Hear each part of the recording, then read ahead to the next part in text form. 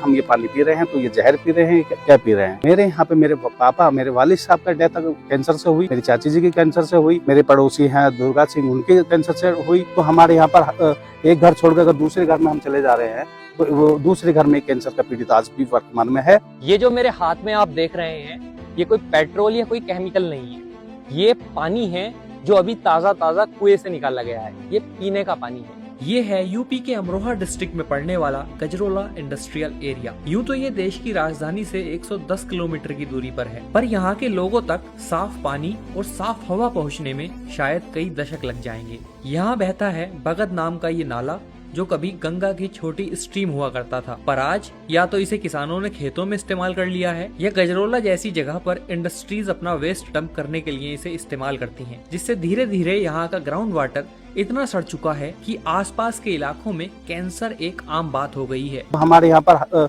एक घर छोड़कर अगर दूसरे घर में हम चले जा रहे हैं तो वो दूसरे घर में कैंसर का पीड़ित आज भी वर्तमान में है। और हार्ट का सवाल अगर हम करें तो हार्ट के पेशेंट तो हमारे यहाँ पे हर घर में मिलेगा, क्योंकि हमारा हार्ट प्रेशर कंटिन्यू बढ़ता चला। 150 को तो हम नॉर्मल मान के चल रहे हैं, जबकि 150 या 60 नॉर्मल नहीं होता, 120 तक हम नॉर्मल मानते हैं। एक सप्ताह पहले एक महिला खत्म हुई, 200 उनका प्रेशर पहुंचा, एकदम डेथ हो गई। तो ये आए हमारे यहाँ जो बीमारियों के तो ऐसा अंबार सा लग गया है कि डर लग रहा है कब यहाँ हमारे यहाँ पे जीने लायक जो हमारा ये गाँव में नहीं रहा।